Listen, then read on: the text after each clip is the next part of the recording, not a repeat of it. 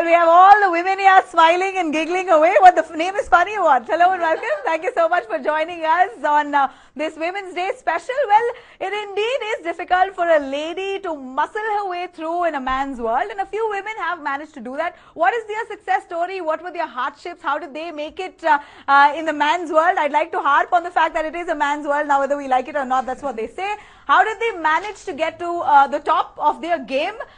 To tell us more on that, we have the ladies themselves joining us. Well, there are possibly hundreds of thousands of women entrepreneurs, but we've carefully picked a few of them who we thought aren't, are not worried about valuation of their company, but are more value creators to their company. So I think those are the kind of women we have joining us. We have Archana Doshi, founder of Archana's Kitchen. Thank you, Archana. We have Malini Gurushankar, founder of FS Escapes, joining us. Thank you. We have Sangeeta Parmashivam, founder of Bluebell's PG accommodation firm, joining us. Thank you so much. We have Lakshmi Dasaka, co-founder Goodness Beverages, joining us. Thank you, Lakshmi. We have Tina, founder of Wifrep, joining us. Thank you so much. Well, I'd like to obviously ask each one of you, we have six of y'all, we have one more person joining us. Each of you get 20 minutes or 15 minutes. I want you to really come out with your inspirational story. I know it's inspirational because I've heard of it. People have told me that this is how you guys have struggled, all of that. I want our audience to listen to it and really, draw some inspiration from your story. It should make us feel confident that, okay, it's not all that bad. It's possible. How did you make it possible for you? Let's start with you, Archana. Well, your business and a quick take on what were your difficulties? Well, I was an engineer by profession, worked as a software engineer for many years, right? So, and when I became a mother, I had to sort of give up, wanted to personally give up and spend more time with my children, and that's when I had a lot of time. And Archana's Kitchen started 9 years ago with my passion to essentially give people a platform to know that they can cook very easily, right? So I wanted people to understand that cooking is not difficult. I wanted to educate people on, eating local, fresh ingredients, and so a lot. Did you come from a conservative background, conservative family? Not at all. Yeah, not at they all. were quite open to women stepping out. Absolutely. So you didn't have difficulties at home? Not at all. Yeah. Did you face them outside? And what kind? Well, I never actually thought of me being outside was a difficult. I mean, working in a corporate or working with men was ever difficult. I never felt that way. I think personally, as a person that I am, I'm a person who sort of drives to and looks blindfoldedly. I wear blinkers and just continuously just keep walking and doing what I have to do. Yeah. I don't really care about whether it's a man or a woman by my side, but if I have to deliver a job, be it a man's world or a women's world, I continue to just do what I have to do. But what were your constraints? Yeah. Was there any point in time that you felt, only if I was a man, at this point in time I could have solved this issue if my gender was different? Never. Ever? Ever. Okay. Well, I don't know if that could be true, considering in a setup like ours. No, actually not, because I think the world is changing. There is a lot of, it's all how you look at it and how you deal with it, right? So if a man plays politics, you play politics too. So you have to sort of understand I like that. Tell me you have to understand the psychology. But a man plays politics, he's a man. But a woman plays politics, then she's evil. No, it is not. It's up to you to think whether you're evil or not. I'm not thinking for myself. I'm obviously talking for the number of people who actually think that way. Yeah, so, I mean, I think it's very important for us to not attach these stigmas around us. And when we're working in an environment, like for example, you are a news anchor and you're a journalist, and it's you're doing so brilliantly well, not thinking about who are the people around you. Not thinking of if I'm going to be trolled for whatever I'm saying just now. Yes, that's my fault, because then after the show I'm mostly trolled inside office for what I said. But you are fearless. I guess when you're really passionate about something, you just set me as an example. I was always passionate about speaking. I just didn't know what way to streamline it, and then I thought, okay, I guess being a journalist was the best way to express my views essentially, if you're passionate about doing something, if you're passionate about doing something, correct me if I'm wrong, nothing will come on your way. I mean, you will just continue to do what you have to do, and you just wear blinkers, keep track of your competition, play politics if you have to play, and just keep doing what you have to do. But rosy as it sounds, Archana, I'd still like you to point out a few difficulties that you may have had. I'm not forcing it on you. I'm asking you genuinely. Genuinely, I have not had any difficulties. And you set up a restaurant outside, inside your house?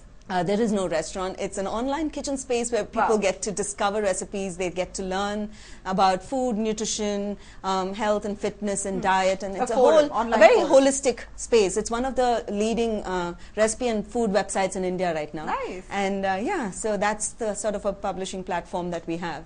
Yeah. On Women's Day, if you have to really encourage women, you know, what I'm trying to I'm trying to bring out a few difficulties from your end, because I'm just trying for our audience to relate, right? Because you have that many reservations in the society when you're a woman entrepreneur. Like, oh, why does she have to do it alone? Oh, why, she's a lady anyway, she can't do it. So all you have to do is to believe in yourself. That is the most important thing that you have to fight. Believe in yourself, be passionate about what you're doing, and if that's the most important thing, believing in yourself. And when you believe in yourself, you just step out and then do what you have to do. Yeah.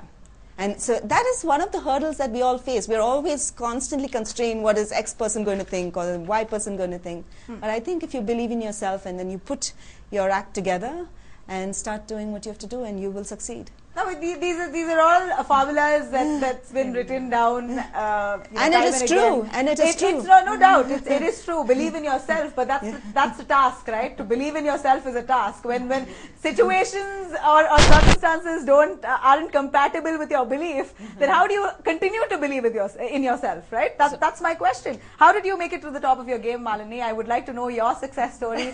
Wow. And I'd really like you guys to pinpoint the difficulties you may have faced because of your gender. We're talking about gender, yes we are. Okay, alright. I'm Malini Gaurishankar. I'm currently the founder and CEO of F5 Escapes, with a vision to redefine the way women travel in India. Okay. I started it in the aftermath of the Delhi rape case. Okay. By the way, this is my third industry. I was in IT for 7 years, and then I was in media as a voiceover and dubbing artist for about 5 to 6 years before I moved on to travel. What gave you the courage to venture out on your own? It actually started when I started practicing as a freelancer. When I quit my IT job to start doing voiceovers, and it actually clicked. And then I set up a home studio and I started recording from home. And then I also started practicing as a creative writer. I've basically tried a lot of things. I've been a jack of all trades. And I was doing really well in my voiceover business as an individual, not as a company. And that was when the Delhi rape happened, December 2012. I was also a travel blogger then. At that point, there was a lot of uproar and there was a lot of talk about women's safety and all of that. And one thing that I understood was travel. I was thinking, I had this dilemma in my mind. Okay, what do I do now? Do I just write a blog post and leave it at that? No, I want to do something really sustainable and that would actually bring about a permanent change in the society. So, and I understood travel. My language was travel.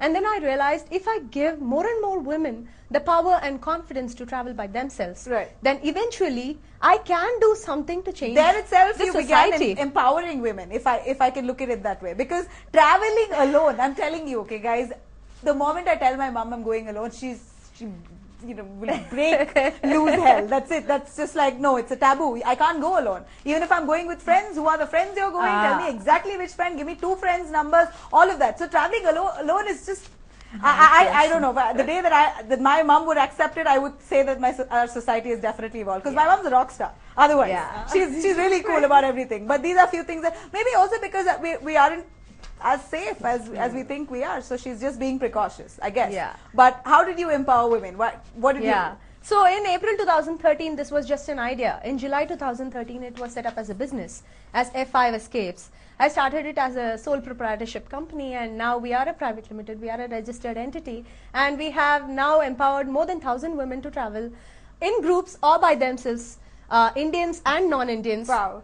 And we are about 120 plus tours old. Nice. How did you build that? Where were your difficulties? It was, I'd like to know, it was extremely hard. Not just as a woman, but as an entrepreneur. Every business is hard to build up from, from the scratch. Correct. So ours especially was a trust-based business. I actually would say I had an advantage because of my gender, because I'm a woman. and women to trust in me by default. You've said such a beautiful thing, because I always feel like everybody says it, a lot of people talk about how women are suppressed because of their gender, they can't do this. I just realized actually your gender is a blessing. In this day and age, we're in such a society today that if you're a woman, you're not expected to do wonders because you're a woman. But if you do wonders, then you're godly. You're like, wow, she's a superwoman. So you're like, we are normal women. Just because I'm doing well, I'm a superwoman? Brilliant. Okay, cool. So your gender is actually a blessing. It is. At this point in time in the society, in this day and age, it is, yes. So yeah, for my business, it was actually working because women could trust in me, because I am an extroverted person. I could make connections, and the initial days, the first 1 year, I led every single tour. Right. And I met with so many different women, and that actually upped my acceptance and tolerance levels towards different kinds of women. When you say you empowered them to travel on their own, what was your idea before actually starting this particular business? What was in the back of your mind that women can't travel alone? Yeah, there are a lot of things, right? That night when Nirbhaya was raped, she had a man with her. Despite that, she was raped, right? So having a man is a false sense of security. The woman has to believe in herself to be able to, empower others, right? Yes. An empowered woman, a woman who feels safe in her surroundings, will empower 10 other women to travel by herself. So it's all in the mind. And so how do you help them travel by yourself? What does your company really do? So the F5 Escapes, we primarily work with, initially what we did was we identified a network of homestays and boutique hotels across India, which is run by at least one female host or somebody. So that actually, when you take women to a place that feels like home, that naturally leads to one level of safety. One level of safety kind of is taken care of. We don't promise safety, but we kind of take our women to places which feel safe. That gives a perception of safety, right? Nobody can promise anyone safety. It's just about how much the woman owns up to herself and how cautious she is, how aware she is. We issue a lot of guidelines on how you can be cautious and aware. For example, don't land in an unknown place, late in the night. If you are going to take a cab, ask your hotel to send you a cab, or take public transport. Nice. So you felt that your purpose was to make sure that all the number of women out there are safe. Yes. Archana, from what I understand, her business was for women to get more tips in cooking, to be educated, or to get new recipes. It was for the women community mostly, right? Not necessary. Now we know everybody's cooking, but right. But your intention was intention is to make cooking easier for people. Culinary experience. Yes. Yeah, to have the best of experience online. Okay, great. There is one small gender thing that we, that we get associated with all the time. Because a lot of our work, especially our sales, involves talking to spouses and fathers. Convincing them. So we have, that's a very interesting set of data that I have, that I'm privy to. So there is the husband or the father in one end and the woman in one end. The woman is saying, please convince my father to let me go. Please convince my husband. I'll be very grateful to you. And on the other side, there is a skeptical father or a husband who's like, why should I send her with you? And how does Malini convince the fathers and the husbands? It's very interesting. That's where the gender is actually positive, because when these men see a woman who has traveled by herself and who has kind of led so many tours, and we have a very strong support system in place. We have about 8 freelance tour leads. So a woman is safe with the company of another woman. That's the general mindset. That's the mindset. And when that's again being protective, right? You're not letting you be on your own. It's like you're being nurtured and protected all through your life. No, we have convinced some first by your father, then by your, I don't know, somewhere in between, boyfriend maybe, and then husband. And then it's for life. But so solo travel is also get to be free. So you facilitate those getaways. I think those are a few getaways that actually feel free. Yeah, but solo is also happening, which is a very welcome trend. A lot of women are going solo as well. We enable solo travel as well. Nice. So that I'm very happy that there is positive change. The more men we talk, all kind of women discussions should happen with men in the room. Correct. We have to include them in the conversation. And it's really nice. It's very pleasant to see lately men are really receptive. Yes. They're really receptive. They encourage, they applaud you, they credit you. I think it's also because of the number of platforms that we're talking about women empowerment. It is changing. It is changing. Most of my mentors are men. Otherwise, the news that we hear of rape, molestation, women being beat up. On the contrary, I think in the corporate world or in in urban cities at least, I see that men are really nice. Yeah, they're yeah, very nice. I say something about the empowerment part, right? I think. Can I come back to you after a short break? I'd really like to introduce you as well. We slip into a short break talking about beauty with brains, where we have a few more to speak to about their success story and their journey. After a short break, we'll be right back.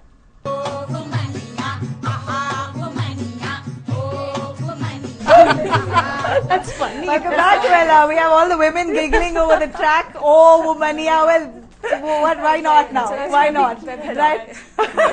Sangeeta is the founder of Bluebell's PG accommodation across Bengaluru city, mostly in Shantinagar, Koramangala. You have a lot of space for a lot of women. Yes. What made Sangeeta? A lot of beautiful women. A lot of beautiful women. Young. A lot of beautiful women. You yourself are beautiful.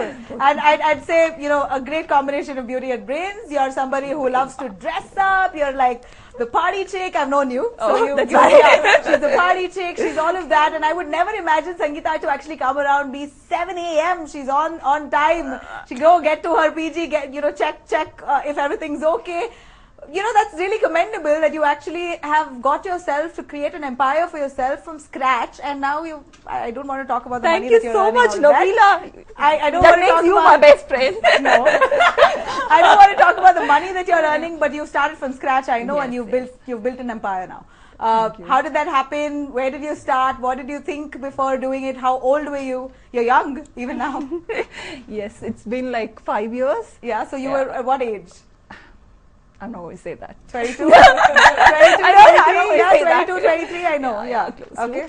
Yeah. So back then I was working for a company called British Biologicals. I used to work with, basically from pharmaceutical background. Okay. So since you come from a different city, you happen to stay in a PG, paying guest accommodation, then you start working. Staying in a PG? Yeah, I was staying in a paying guest accommodation, which is supposed to be, you pay a lot, but you don't really get what you want.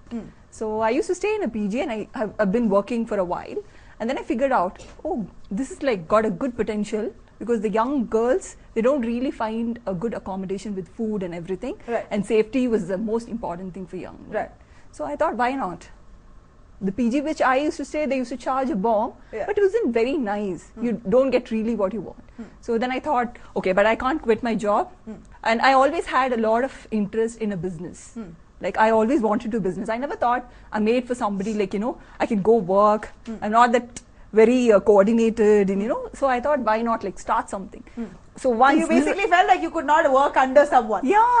I think a lot of people have that feeling. But how many right? actually have the courage to step into that world of Nabila, this is very, very funny, okay? Yeah. The day I decided to do my job, I think a lot of my friends are watching and they will vouch for it. There was a conference going on, okay, on a day. It's an internal conference. Yeah. It's an internal meeting where my boss was standing and giving a lecture. I'm the most naughtiest in the group, okay? I have wherever I go, I have a big gang, people I make even my colleagues were friends. So I'm so bored of the meeting. I'm passing the chip, what? Then I started taking a book. So what do I do? I'm not liking this job. So what do I do? Something I want to do. So I thought, why not start a restaurant? I want to do idlis in the shape of a heart. Then I thought, why not heartbreak idlis? You go through a breakup, why not colored idlis? Something. Then I actually passed this thing to my group of friends, and they were like, oh, Sangeeta, that's a brilliant idea, why not? And I thought, I can't quit my job, I need to make money to survive. Yeah.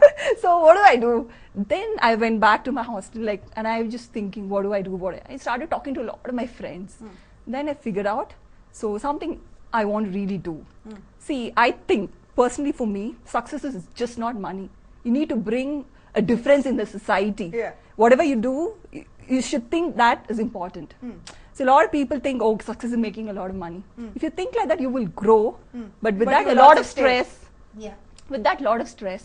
But which is also, a conventional way of thinking, money and being famous is very important. But there is another thing, being a good human being, giving something to the society, which gives a lot of satisfaction. Absolutely. Yeah. So I thought, why not? Money alone, like you said, you could probably make money instantly, get to the top, and then how will you sustain? Only if it's made a difference, like you said, in the entire setup. Then it is there to stay. Yes. If not, it's not easy. Okay. So I thought giving security to the young girls is the best thing I can do.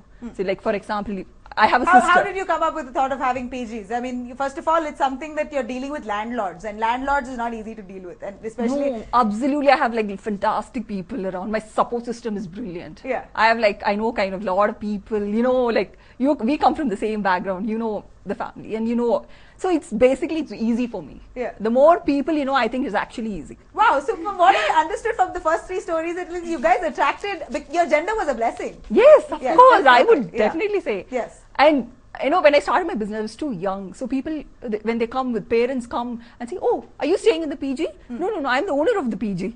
Oh my God, seriously? I said, yes, I am the owner. But then when I started talking, they took me very seriously. You know, when I did my job, I never proved just by talking. I proved them. Okay, when it comes to business, I have 2 personalities, like a different. When it comes to work, I'm like the most serious person you can ever see. On a personal level, if you know, on a friendship. I'm the most funniest and the stupidest possible person you can. That's why I actually often find it hard to believe, how is this girl doing it? Everybody, I'm like blah outside otherwise. Okay, she's tripping, she's falling, she's clumsy, she's a party girl, she's all of that. So I really find it hard. Okay, but how did you think of coming up with a PG?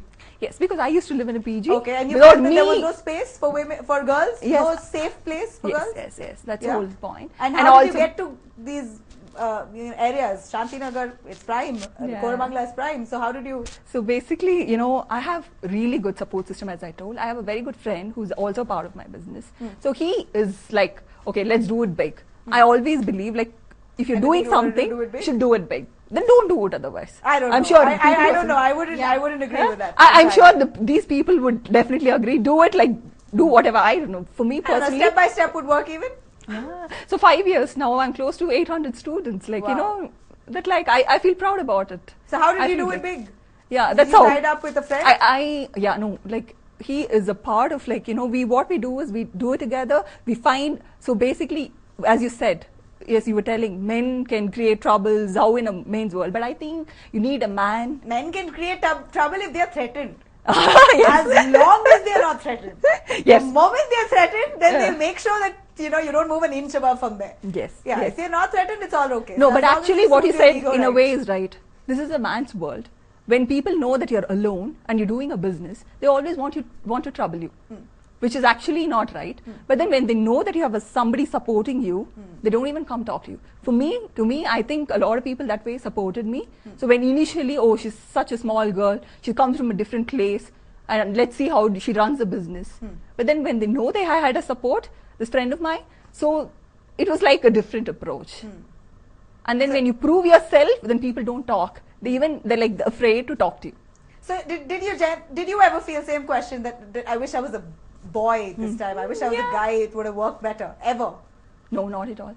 Not at one point? I think this was better. Huh? Being a woman is better. Being a woman was better. Definitely.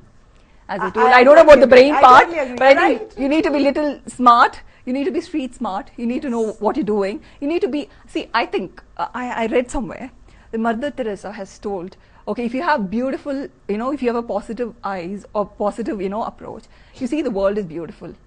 Okay, but if your tongue is positive, okay, you're beautiful to people. I think you need to have a good tongue, good way of approaching, the way you talk to people, that is more important. Yeah. I think that way. So I think your approach matters the most. Definitely. Yeah. Have you ever used gender as an excuse? Used it to maneuver? Should I lie? Should I say the truth? Yeah, of course. Yeah. Well, see what girlfriends do. What do they do when the boy? That's how they trouble the boyfriends, right? Like, I want gifts, I want this, I want that. Oh, I want all of that. See, but otherwise, we want to be treated equally. Otherwise, yes. You know, it's stark. It's a stark difference. To me, I think I'm very lucky. I'm in an environment where men treat me more than, you know, anything. Like, you know what, not equal, even above. They give that respect. Wow. And I think it's the same with my friends, the girls I'm talking about. the background, everyone, I think their husbands, their boyfriends, they treat them really well. Right. And I think I have like no ways to complain or no reasons to complain about men around me. You're so true, because I feel the same way. I feel the same. The men around me, the men that I know, I have absolutely no reason to complain, because I think they've set us first and have always followed behind. They've given us preference first. I think we've always been lucky. At least I've been lucky with the kind of men that are around us. They've helped us boost. They pushed us. That's what I'm telling you. I have like a couple of friends, the men I'm talking about. So having the right people around, or the right men around, is important? Yes, of course. To be a successful Forget about woman. right men. So are you I think trying to say that behind people. every successful woman is a man? Right people. I would say right people. Yes. Yeah. Man or woman doesn't Men or Archana, women. would you say that? Behind every you're awfully quiet right now. Well, behind every successful woman is a very good support system, and Yes. be it your mother, your children, your husband, I think it's very important. And Yes. then that support system I do have. Right. And you need to have people believe in you as well. So, you know, at times when you're down, these are the people who are going to sort of pull you up to make you stand up. And they won't even let you. They won't even let trouble touch you. So they Yeah. filter it off at the lower level No, itself before it even comes to you. Not really true. So you need to learn to face the troubles. Yeah. Okay. Yeah. Okay. Coming back, we have Lakshmi. Lakshmi, if you can tell me, Lakshmi is the co-founder to Goodness Beverages. Tell me about your company. So What we was are your a idea? very gender-neutral business. Okay. You know, we are, I'm the co-founder of Goodness Beverages. Okay. It is a ready-to-drink. Gender neutral business. No, I think it's important for me to put it out there, because I'm not working in a space that is specific to any particular gender. So we are a ready-to-drink dairy beverage manufacturer. We make healthy beverages which have dairy as a base. So like cold coffees, yogurt smoothies, oat smoothies. Nice. The focus really is that the millennial and the generation that we have right now, they don't have a brand that they've grown up with. You know, if you look at any of us sitting on the panel, and you know, the brands that we grew up with in the FMCG space, they're still iconic. Yes. So it's still an Amul, it's still a Nestle, Yes. it's still probably others that come to your mind. Correct. But this generation doesn't have any brand that they've grown up with. Yes. And that's our real focus Yeah. of how we can become meaningful in the lives of our consumers. Okay, so go on. I know you spoke about your brand. You're still being a very, a thorough entrepreneur here. But I would like you to speak for yourself as a woman. How did you start? What was your journey? So I like many others on the panel, I also used to work in the industry. I started my career as an HR professional, and I worked for some time in India. Then I moved abroad. Okay. I used to work in New York in consulting, so it was a very good, plushy job. You know, traveling 5 days a week. You take the first flight out on Monday, come back on a Friday evening. You get to spend the weekend in the city. Yeah. So it was a beautiful life. Wow. And then in 2012.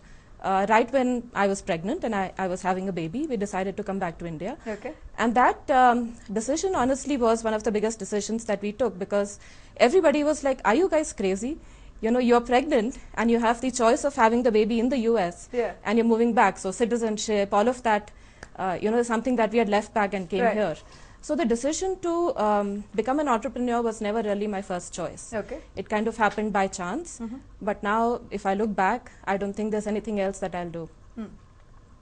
How did you start the business? What you said you wanted a brand to grow with the current generation. So, yeah. What were your initial steps, and who backed you? Was it again a man who backed you? So the interesting part is I run the company with my husband, Okay. who's the co-founder. Okay. And it is, it's not a very easy equation. But I heard you're the driving factor. Well, in many situations, yes. In many situations, not. Okay. I think we're both equal parts of how we run the firm. Okay. But the decision to start a company and do it together is a very important and a very tough decision that I think we took very early on when we decided to do the journey together. So the choice would have been that either we go out and look for somebody else to kind of partner with, or look internally and say, hey, is the man that I'm married to, is he good enough to also be the business partner, and vice versa for him. So the decision really was about choosing who to go with. And on the business front itself, it was looking at what is happening in the West. And today's generation, you know, they're mobile, they're on social media.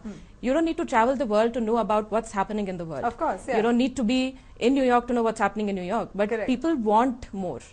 This generation needs more. Yeah. This generation is looking at more options, Yeah. and they don't have that.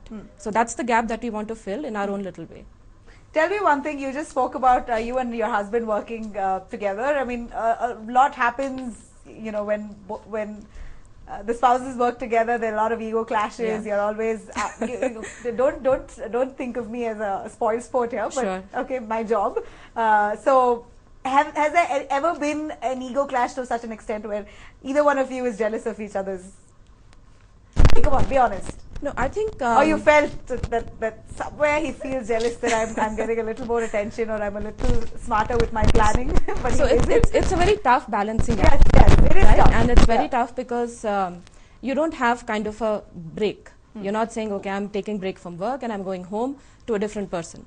You're at work with the same person, you're at home with the same person. So there is no...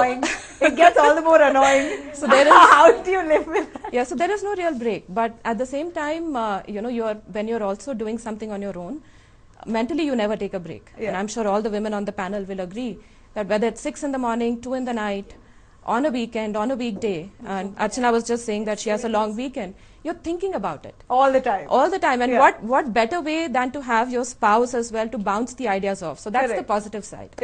And the challenging side that you need to deal with in any situation. You know, and I've worked a lot of time in the corporate. It's the same equation with any other man, whether it's your husband or somebody else. So, yeah, I mean, it's tricky, but the fact and the beauty is in making it happen. So tell me one thing. Suppose if you sense, and women, I'm sure all of you agree, have great abilities to sense something. Like you just smell it. Like when you feel like somebody is cheating, or you know, or any sort of emotion, you have a sense to understand that maybe that person is jealous. Maybe the person. So when you really feel that that somebody may be threatened around you, I will not say who the somebody is. Maybe somebody who's a man who's probably threatened. How do you deal with it? Obviously, you don't want to, you know, you don't want to aggravate it. So is there a way that you sort of slowly ease it? Is there a method? I would say this applies to any man. It's not just your spouse. It applies to any man. Yes. Where they feel threatened, and you know where they use means which are not good. So it could either be going political, it could be bitching behind your back, it could be trolling you, it could be anything. So you have to deal with any man in that situation. You have to deal with. You have to deal with them. And how do you deal with them? I think one common trait that I've seen in everybody who's spoken even before me is that you know, you just choose to be mentally strong. You just choose to put blinkers on. You just choose to ignore. Yes. And it doesn't come on day one. On day one, I'm sure there would have been days where all of us would remember we would have gone back home, slipped into a blanket, cried, and said, you know, why is this happening to me? Exactly what I'm saying, yes. I mean, but ultimately the underlying fact is that you all were confident to overcome all of that, actually put your blinders and you know, move forward boldly. But otherwise, initially, those initial baby steps itself, a lot of them give up. Absolutely. And it applies to any gender. Again, I wouldn't say it's only for women or for men. I know of enough men in the entrepreneurial circle who gave up because, you know, it was not for them, or they were not tough enough mentally. The societal barriers just assume that women are weaker, therefore they have to be tougher. As it is difficult to start a company of your own. I'm saying that it's just a one-up. If you're a woman, then it's added burden. Somehow I'm just saying that it could be something that would people who think that she's a lady, how would she do it alone? And I'm again talking from a very conservative setup. It happens all the time. From a conservative setup. I'm speaking for them. Like, see, we are very fortunate that we're sitting in Bangalore. We're very fortunate that we're sitting in the Silicon Valley of India. If I were the same woman sitting in a tier 2 city, the situation would be very different. And that's the real India. 90% of India still lives there. It's a 10% metro women where fortunately, you know, we have a good support system. We have men, women, children around us a lot of times, you know, who understand. But this situation is not the same for a lot of other women outside. And I think it will take another couple of years for them to venture out, and for their support system to also start backing them up. I think that's why we have platforms like this time and again, because the more families watch, you know, women like you, the more they're inspired, the more they feel, like she said, you know, the moment there's another woman traveling, then the family is okay. As long as the other woman is there with you, it's fine. So if there are other women, that many women doing, you know, venturing out on their own and, you know, working for the family, to send women out to work for a company itself, for them, it's a big deal for a lot of families. So leave alone venturing out individually into a business. That's almost unheard of But in that's most the change we've conservative seen. families. That's the change we've seen. We have seen the change. 10 years back, when I was in the IT industry and I was recruiting, so I had the same concern. So I had to shift to a BPO recruitment job, which meant that women had to work in the night. And just like Malini, I was convincing fathers of why they should send their girls to work in a call center in the night and why it is safe. So the conversations were with parents. There were parents who were calling me up. They would walk into my office and say, okay, I've come to check the office because my girl is going to work in the night. Right. From then to now, times have changed. Really? Women are, so, you know, Sangeeta's business, if she has women who are moving from another city and coming here. Yes, Sangeeta has 800 girls living in the PT, Absolutely. which means they're all traveling, they're all studying, they're all outside home. Correct. Yes. So that wave has now come into the workspace. And I think it'll take a few more years for that to come into the entrepreneurial space, because as a country, we're just going through that boom. Whether it's men or women or businesses. Entrepreneurship, startup culture in India is 5-6 years old. At best, 7-8 years old. Parents also At best. Actually. What's also changing? Parents Are changing. That's what I think. That's where it starts. Your family, like she said, your support system. If your family, your whoever, your mother, your husband, all of them support you first. You don't need the society at large. You can face the society if your family is with you. I think that's the first step. But it's sad that the family gets pressurized by what the society thinks. That's what happens, and I guess that's also changing. And it's going to take even more time for it to propagate into the travel space. No. Women traveling by themselves, not non-corporate leisure travel, is still going to take time. It's still going to take time. Leisure travel. Women traveling alone by themselves, families being okay with it. It's going to take how many more years? I don't want to. A few decades. It's going to take a decade more. A decade more. I would agree. I'm telling you, right? My mom is so cool. She looks like a rock star, but she will not allow me to travel alone. She will not. Yes. Then I would never want to break her heart. That's the sad part. Lakshmi, very nice to have you. Lakshmi, co-founder. Oh no, I just finished with Lakshmi. I'm so sorry. Tina, founder of YFred. Tell me about YFred, Tina. Hi, YFred is a technology startup. So it's also not gender, it's completely gender neutral, or it's actually in a industry that's more dominated by men. Right. So what we do is, YFred is a marketing assistant for e-commerce powered by artificial intelligence. Okay. And what we do is we try to help the digital marketer figure out the next best campaign. Okay. And so e-commerce companies can sort of sit and watch while the assistant keeps telling them what to do next, and it's completely automated. Okay, wow. So Tina, you just spoke about artificial intelligence. That just blew my mind. Like, so what made you are from the IT background? Yes, so I studied in the US, I worked there for 12 years, and then I came back to India. So I've worked in the US and India and studied in both the places. So with respect to the women culture, right? So I find that India is a great place actually to be, because in the US there's a lot more stereotypes. You know, there's blue and pink. The moment you're born, there's blue and pink, right? I mean, there's a woman is brought up to like Barbie dolls and, you know, watch certain type of movies. Yes. And boys are different. Yeah. While in India, I don't think we ever saw that difference growing up. Parents treated boys and girls the same. We studied the same. We got same opportunities. In fact, I think that it's an advantage being a woman entrepreneur, because you have a husband who's earning money. Yes. And you know, you have the freedom to do it. So you're saying India, the Indian setup or the way we treat women in India is far better? I'm saying that it's favorable for women entrepreneurs, because we have a favorable huge... for women entrepreneurs? Yes. Yeah, it really sounds right to me. Yes. Yeah, because there's a large section of society that is very favorable to the girls. Yeah, and they want to pamper the girls more. Yes, Yeah, yes, I agree. absolutely. Okay, well, how did you venture out alone? What was your decision when you came back to India? What were your hardships? A little bit on that. We'll slip into a short break. We'll be right back. Stay tuned. Oh, Womaniya, ah, Womaniya, oh, Womaniya, ah, Welcome back. You guys are not, you know, you're still finding that very amusing, yeah? What's funny? What's funny? I feel like I'm back home, back in Tamil Nadu. Oh, Womaniya. Sure, right? Yeah. Waah Womaniya it is, not Oh Womaniya. Waah Womaniya to all of you. Okay, Tina, you said you came back. You're saying it's really favorable. Indian setup is favorable for women to venture out alone, to become entrepreneurs. What worked for you? What are the difficulties anywhere in between? Again, same question that you thought that I wish I was a guy, it would have worked better. Right. So I think the favorable things working for women is the characteristics of women. I think we are multitasking. We are much more perseverant. We are capable of handling stress better than men, and we've got very good intuition. So we have that we have that ability to keep moving and making things work. Right. So I think that's favorable. Right. In terms of negatives, I think there are occasions where you feel that networking is harder, because when you go for any of the startup conferences, it's like 95% men.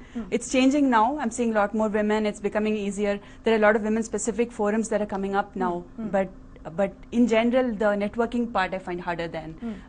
That's where, because most of the conversations are around men, and it's not natural for a woman to just go and approach. Yeah. I actually wanted to ask you all a lot of things, but I don't know if it was appropriate or not. But like I'd say this now, but if you're actually in a conference, when you're talking to that many men, you probably want to get a project cleared. You're really desperately looking to get that signature on that document. You're probably approaching a couple of them. One guy says, I'll get it done for you, but he wouldn't get it done for you without flirting with you. How do you deal with that? And I'm sure that's happened to all of us. I don't think so. I mean, you don't want to offend him because you want that signature.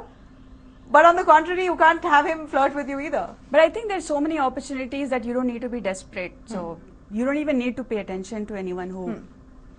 I think there are enough men out there who would look at you neutrally, that you don't have to worry about anything. Anybody faced a situation like that? With government officials. With government?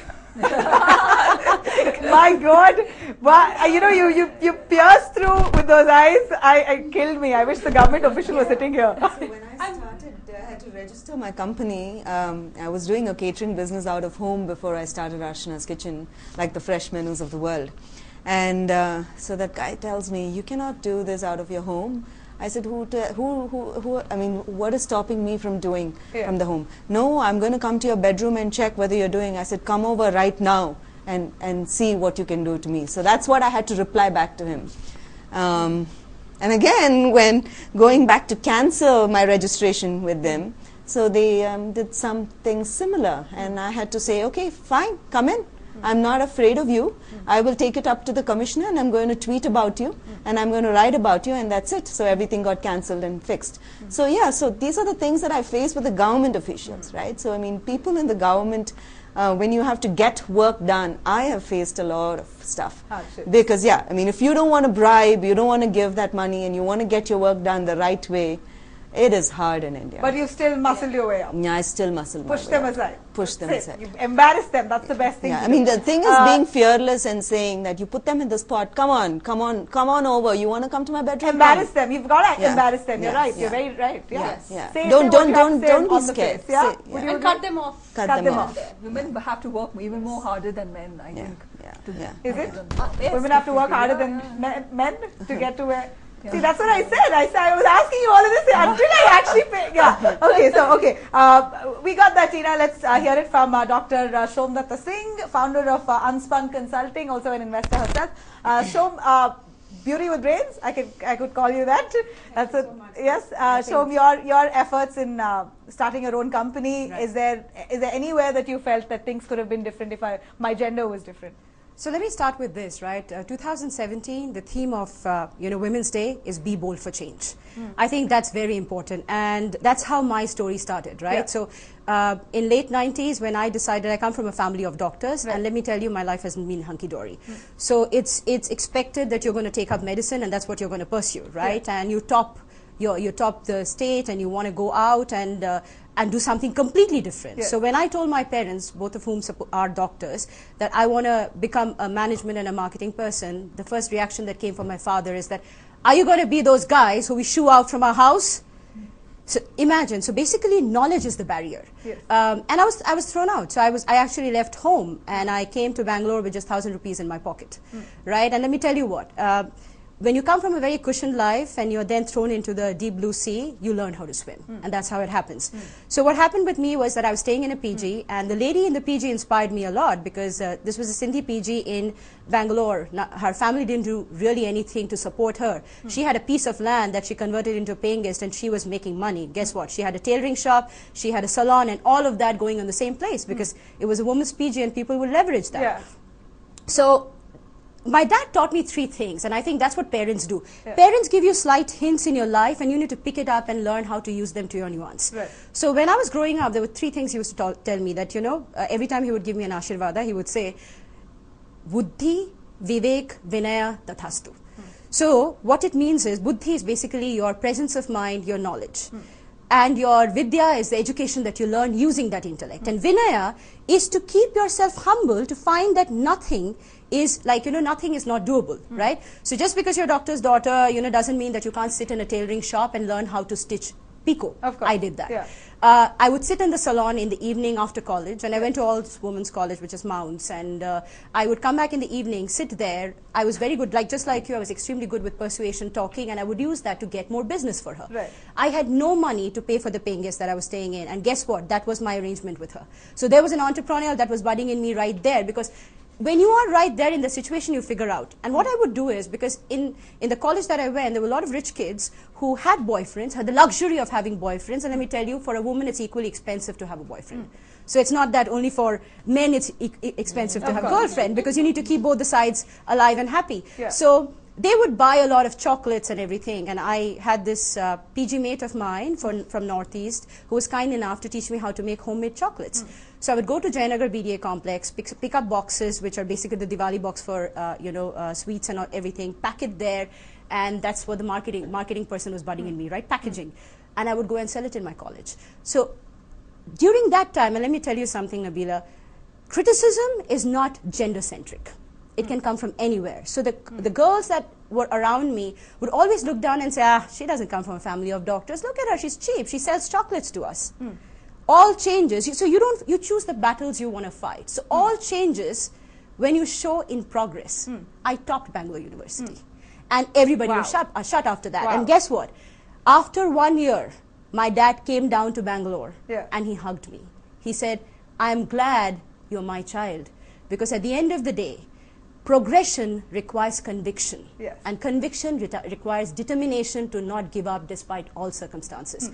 And that's exactly what I do. I do not, see, when I started even my company, and from an education background, I went to US, I did my PhD from MIT, I came back here, I was working. See, I did not become an entrepreneur, immediately after my college days. It took me time because I wanted to figure things out. You collected bits and pieces of whatever you gathered. Yeah, because knowledge, the vidya, that is very important. And vinaya, the ability to take resources together to build an organization is very important. If you ask me, it's not the idea that fails. It's the people who work on the idea who fail the idea. So that's my learning as an entrepreneur, right? Well, so I hire people in my company who are better than me. And that's the vinaya in me. I know what I'm not good at. So I do not overestimate myself as the founder. I don't underestimate the talent that works for me. And I have more men working for me than women. And guess what? They're stupendous at their work because I pick talent without gender. Do all the men that you have working for you, do they feel offended to take orders by a woman? See, that's the problem, right? Why do we make such a big deal out of saying who gives the order? Right? There are enough, see the irony, because Archana was talking about it. The jobs that we demean are most of the jobs done by men. The biggest chefs of the world are men. And the most number of successful bankers are women. Take a Nainalal Kidwai of HSBC. Take a Shikha Sharma of Axis Bank. Take any other top bankers. Arundhati Bhattacharya, who's heading SBI. If women were not smart with money and articulate enough, would you hand over the economy of a country in their own hands? And the men are chefs. I feel very empowered right now. Absolutely. Again, empowerment is something which is within you. You don't need somebody to come and hand over empowerment to you. That's when you are meagering yourself and you're lowering your standards. Finding excuses, self-pity, speaking about how just because I'm a lady, he pushed me around, and now I'm bogged down, I can't go back. Why? I think use it to your advantage. Swami Vivekananda said a very beautiful thing. So he was at the World Congress and he was asked by a man, what advice you would give to a woman? He said, give her independence of choice. Don't give her any advice. That's the best advice you can give to a woman. Because under pressure, even a lion is a fox. But when you give it independence, it converts itself to a lion. So when you let yourself out, right, and that's what I was telling you during the break, that a woman is not to woo a man. She's a womb plus a man. So when you have the ability to give life, you have the ability to nurture any organization. And look at me as an investor. Most of the investments I've done are companies that are driven by men. I didn't look at a woman-centric organization, but I run a trust, which helps women to get loans that are given by the government, because awareness is so low. And did you face something similar, like what I asked them to No. get your project? See, I'll tell you something. And you're beautiful, so See, it's very possible for men to be like, you know, see, what's wrong in- come out with me, let's have coffee, Nabila, and then we can get the document signed. Nabila, what's wrong in flirting? Let me ask you this, right? We over-exaggerate the word flirting. If someone is not crossing the line, and that again is in your hand, somebody tells you, Nabila, you're so pretty, you're a fantastic anchor, not necessarily means he wants to get to bed with you. Right. If you don't, he won't. Right. Right? And other thing is that, you know, sometimes it has happened to me. Why government? It has happened to me in day-to-day life, right? It happens to me all the time where somebody will come and compliment, but you need to know how to handle it. If you know how to manage yourself, nobody will mismanage you. Nice. That's always the learning. Brilliantly said. Very, very well said. So that's the fundamental problem that we talk about. You know, let me give you some statistics. There is this. We barely have a minute. Sure. McKinsey came up with a report, and this is 2015-16. Kudos to all the women sitting here, right? 90% of the businesses run by women are either profitable or is going to report profit the next year. Yep. Out of that, 37%. And this is McKinsey and JP Morgan, which is also headed by a woman. Yes. Okay, stating that 37% of them were millennials, and 24% were growing year on year at a CAGR of 30%. Wow. Out of the total population in India. So look at the power and the capabilities that if women given freedom, what they have. Absolutely. And guess what? Out of the 58.5 million entrepreneurs in India, 38.8 million is women, and they are the fastest growing segment. Yes. And Tamil Nadu is number 1, followed by Kerala, then Andhra Pradesh, then West Bengal and Maharashtra. Ironically, Bangalore is not, which means. So I think you guys have said. I'll tell you what. Don't just look at entrepreneurship as just technology-driven entrepreneurship. Yes. Technology is just an enabler. There are hundreds of restaurants that are opening in Tamil Nadu run by women. There are schools that are opening up in Kerala run by women. I think you spoke about Bengaluru not being in that list, but I think we the should fact work that all there. of y'all are here, we've set a platform for all of you. There itself, we've set precedent. So thank you so much. We're short on time. I've been forced to wrap this, considering that we're short on time. But whatever you've imparted, I think it was so enriching and so encouraging for all those women who actually want to step into the world of starting their own company or of being an entrepreneur. Happy Women's Day to all of you. You guys have defined Women's Day to all of us. You've heard that. So if given a choice, even freedom that women have, they can actually conquer the world. At least from whatever, be bold for change. And if women are given a little bit of freedom, you can really be amazed by the wonders that they'll create for you. Thank you so much for watching. Happy Women's Day to all of you. Stay tuned for more news and updates on the other side.